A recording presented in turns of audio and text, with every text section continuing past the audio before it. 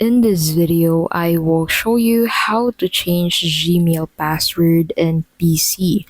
So the first thing that you will need to do is to go ahead and open your Windows device, and on your Windows device, open your Google Mail on your browser.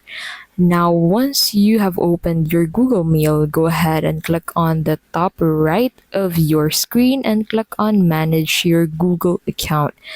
And then that will take you into this Google account section.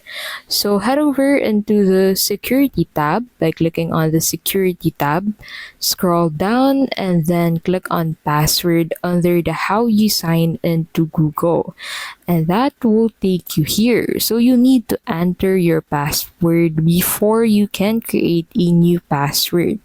So go ahead and enter your password. After that, that will take you into this section. So you can go ahead and create your new Google Mail password. So you need to make sure that it is at least 8 characters and that you don't use a password from another site or something too obvious like your pet's name. And that's basically how you can change Gmail password in PC.